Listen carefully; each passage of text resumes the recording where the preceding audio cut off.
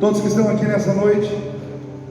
Para nós é uma alegria muito grande estarmos aqui reunidos como igreja e também recebermos outros irmãos que nos visitam de outras denominações e também visitantes que estão aqui conosco nessa noite. Nosso Deus é um Deus que liberta, igreja. Quem crê em libertação espiritual?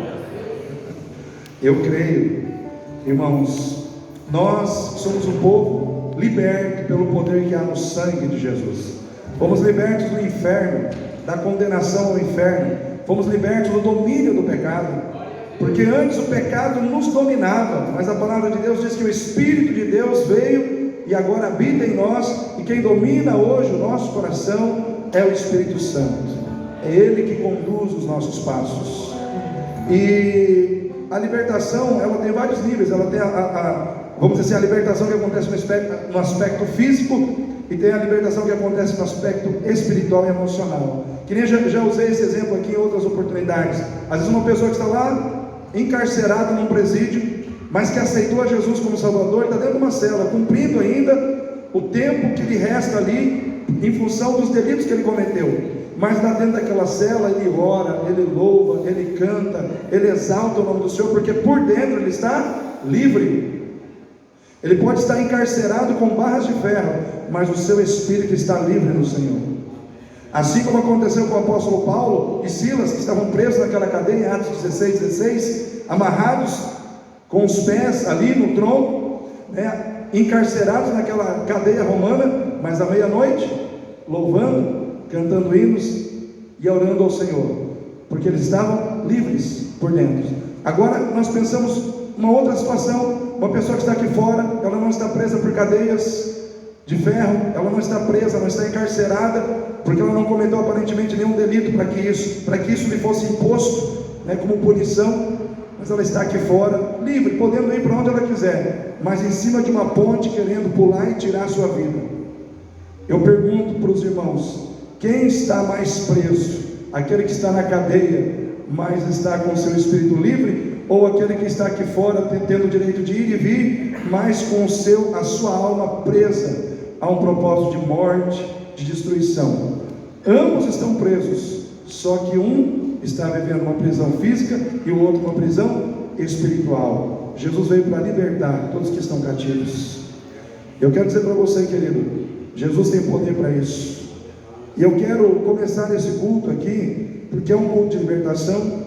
E hoje, graças a Deus, nós conseguimos ter aí novamente conosco, depois de um bom tempo aí, que a gente não estava tendo essa oportunidade, em função de várias situações. Temos o pastor Geraldo conosco, vai estar daqui a pouco ministrando, conduzindo esse culto.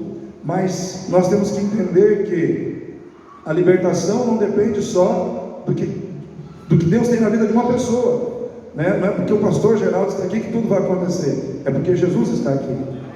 Amém, irmãos?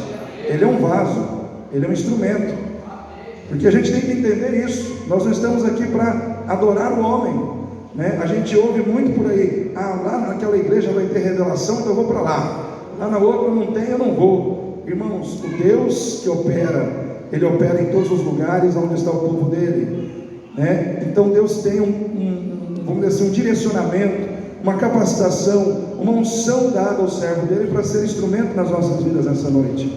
Mas quem vai operar aqui é Jesus, é o Espírito Santo, através da vida do pastor Geraldo, através das nossas vidas, de quem cantou um cântico aqui, 2 cânticos, no caso aqui, o pastor Lucas, tem Ministério de Louvor. Então todos nós temos a oportunidade, a condição de sermos usados pelo Senhor. O mais importante é que o seu coração esteja aberto, E um texto que Deus colocou no meu coração para abrir o culto está lá em Mateus 17, Então abra a sua Bíblia aí, Mateus 17, para a gente pensar aí no início desse culto. Esse culto vai ser rápido, vai ser dinâmico. Você não vai sentir o culto passar, Você não vai sentir que a hora passou, que o tempo passou. Você vai sentir que foi rápido, E aqui, irmãos, Deus falou muito comigo nesse texto. Mateus capítulo 17, versículo 14, fala de um homem que estava buscando uma libertação para um filho. E no domingo nós falamos sobre esse texto com a igreja, no Dia dos Pais, e o tema foi: Pais espirituais, filhos curados. Pais espirituais, filhos curados, né? Um pai que faz a diferença na vida da sua família. Esse é o tema que Deus colocou no nosso coração. Mas vamos lá. Hoje é um culto de libertação. Mateus capítulo 17, versículo 14.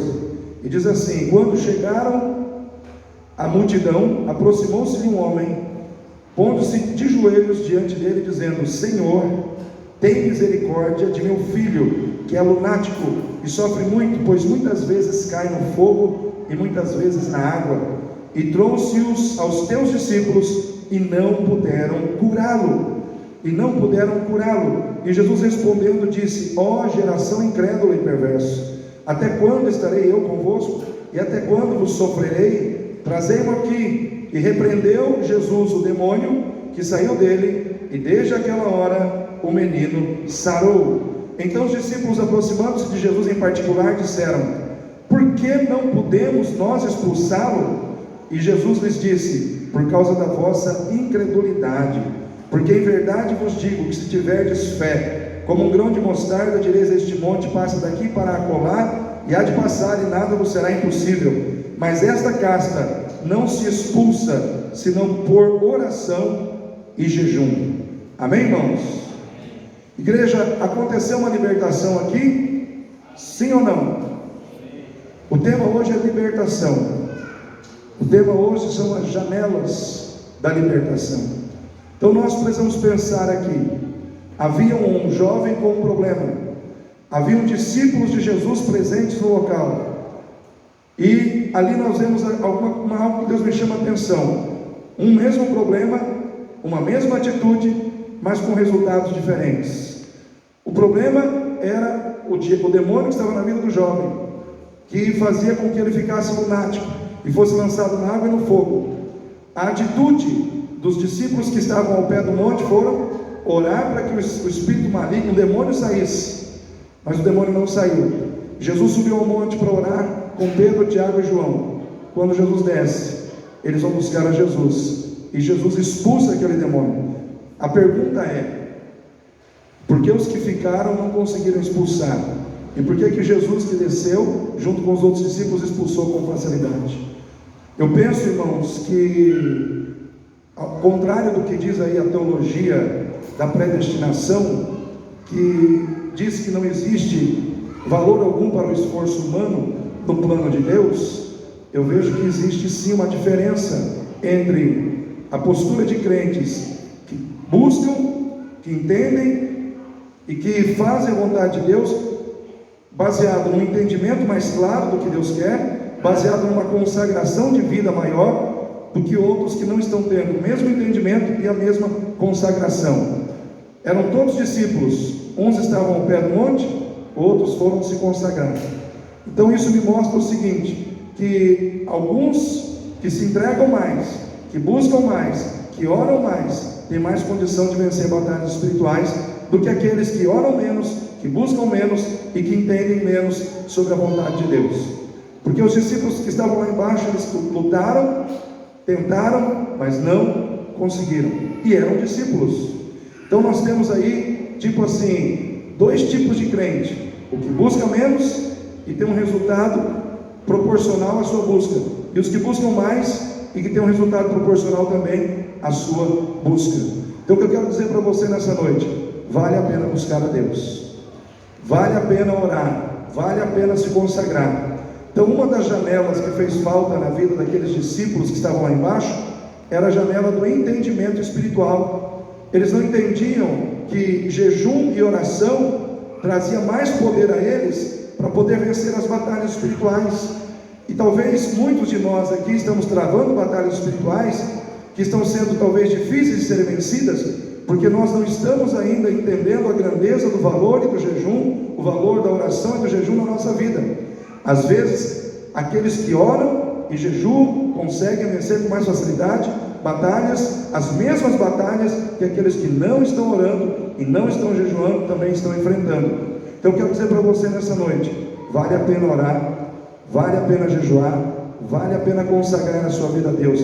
Isso vai trazer sobre você mais poder, mais capacidade espiritual. Você precisa entender o valor do jejum, você precisa entender o valor da oração. Aplica o teu coração a orar, aplica o teu coração a buscar a Deus. Entra pela janela do entendimento. O Senhor nos diz na sua palavra lá em Oséias 4: o meu povo está sendo destruído por falta de conhecimento, por falta de entendimento. Então entenda, oração, querido, é vital para nós termos mais do poder de Deus. Quem quer mais do poder de Deus aí? Mais do agir de Deus. Nós temos que orar mais. Muita oração, muito poder. Pouca oração, pouco poder. Nenhuma oração, nenhum poder. Então nós, como povo de Deus, precisamos entender que nós recebemos na proporção daquilo que doamos, daquilo que entregamos da nossa vida para o Senhor. Nós não podemos achar que se eu estou levando a vida sem dedicação, se eu não estou cultuando, se eu não estou orando, se eu não estou buscando a Deus, não vou ter o mesmo resultado daquele que está se esforçando um pouco mais. Precisamos entender isso, para que nós possamos valorizar verdadeiramente estar na presença de Deus. Você que está aqui hoje, buscando a Deus, pagando o preço de estar aqui, com certeza vai receber aqui algo que aqueles que não estão aqui não vão receber. Por quê? Porque não estão aqui. Você está pagando o preço de estar neste lugar. Então, o que vai acontecer aqui nessa noite, em termos de libertação, de cura, de avivamento, vai vir sobre a tua vida. Amém, igreja? Mas quem não está aqui, não vai provar do que vai acontecer aqui. Por quê? Porque não está aqui, porque não está participando, porque não está investindo fé, não está investindo esforço de fé, para estar buscando o Senhor. A mulher do fluxo de sangue, o que ela fez? Ela tocou em quem? Na orla do manto de quem? Mas Jesus não estava sendo tocado. Os discípulos falaram: Senhor, quando Jesus disse, alguém me tocou, os discípulos disseram: mas Senhor, está todo mundo te tocando. Mas Jesus disse: alguém me tocou diferente, porque de mim saiu virtude. Então eu vejo, irmãos, que ela fez de uma maneira diferente o que todo mundo estava fazendo. Então isso quer dizer que existe uma responsabilidade que é nossa, existe uma participação de fé que é nossa. Nós precisamos buscar a Deus de uma maneira em que Deus libere sobre nós virtude, em que Deus libere sobre nós poder, em que Deus libere sobre nós cura, milagre. Então envolve sim a nossa participação. Deus não vai fazer tudo sozinho, tem uma parte que é sua. Se tudo estivesse predestinado, Jesus não precisava orar 6 horas, 12 horas, mas mesmo sendo Jesus, ele orava. Quando você vai lá na Bíblia e vê quando Jesus, naquele episódio em que ele manda os discípulos para o mar, e ele vai orar da tarde, do período da tarde até as 3 da manhã, ele fica na presença do Pai. Isso quer dizer que é necessário buscar a Deus, é necessário entrar na presença de Deus. Isso vai redundar na nossa vida em libertação, em cura, em ação sobrenatural da parte de Deus sobre as nossas vidas. Então quem acredita que há libertação neste lugar aqui nessa noite? Eu quero profetizar a libertação sobre a tua vida nessa noite. Quero profetizar que a sua fé será respondida nessa noite com a ação sobrenatural de Deus, seja através de cura, seja através de milagre, seja através de avivamento, seja através de libertação, em nome de Jesus. Mas para isso você tem que crer. Então nesse momento eu quero que você fique em pé, e nós vamos estar orando mais uma vez. Eu quero que você ore comigo. Quero que você apresente a sua vida diante de Deus. Nós chegamos aqui, já cantamos, exaltando a tremenda graça de Deus, exaltando também o Senhor acima das circunstâncias da vida, dizendo que ainda que a figueira não floresça, ainda que não haja, ainda que o produto da oliveira minta, ainda que não haja vacas nos currais, as ovelhas sejam arrebatadas, eu todavia me alegrarei e exultarei no Deus da minha salvação, reconhecendo que a minha fé não está nas circunstâncias, a minha esperança não está nas circunstâncias, mas no Deus que está acima das circunstâncias, no Deus que controla todas as circunstâncias que me cercam. A minha fé está no Senhor. Nós já declaramos isso quando cantamos esse cântico, mas nós vamos orar agora colocar diante de Deus o nosso coração, colocar diante de Deus a nossa vida. E eu vejo que a primeira atitude que nós precisamos ter diante do Senhor é de pedir perdão pelos nossos pecados. Talvez nós entramos aqui nessa noite com pecados não confessados, com pecados que nós não pedimos perdão a Deus. E pedir perdão a Deus pelos pecados é uma atitude de humildade e de humilhação. É a atitude de alguém que está dizendo a Deus: tenha liberdade para operar na minha vida, tenha liberdade para trazer libertação sobre a minha vida. Então, nesse momento, coloque a sua vida diante do Senhor, comece a pedir perdão a Deus, comece a dizer: Senhor, hoje aconteceu uma situação e eu gritei, eu ofendi uma pessoa, eu magoei uma pessoa com palavras. Senhor, eu errei hoje, no trânsito eu xinguei uma pessoa. Senhor, hoje eu feri uma pessoa dentro de casa. Senhor, eu estou com o meu relacionamento dentro de casa quebrado, mas eu quero pedir perdão ao Senhor agora, porque eu errei com alguém dentro de casa, eu errei com alguém fora de casa. Senhor, eu errei com o Senhor, eu falhei, eu deixei de agir em santidade, em obediência à palavra hoje, mas eu quero pedir perdão ao Senhor.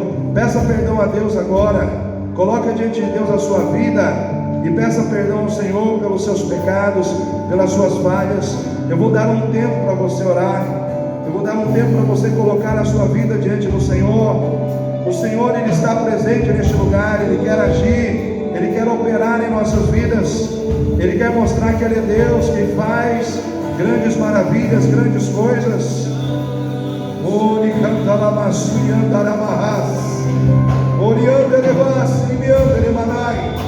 Oh Deus, fale com o Senhor, coloque diante do Senhor a sua vida nesse momento.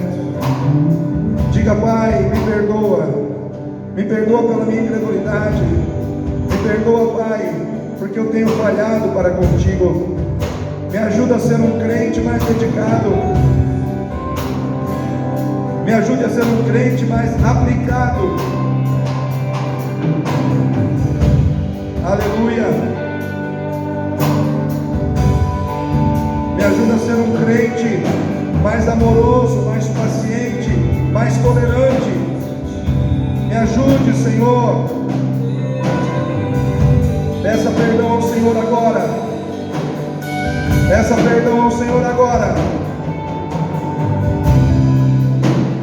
Você pedindo perdão a Deus, você está preparando o ambiente para que Deus possa operar com mais liberdade na sua vida, para que o Senhor possa operar com mais liberdade na sua causa.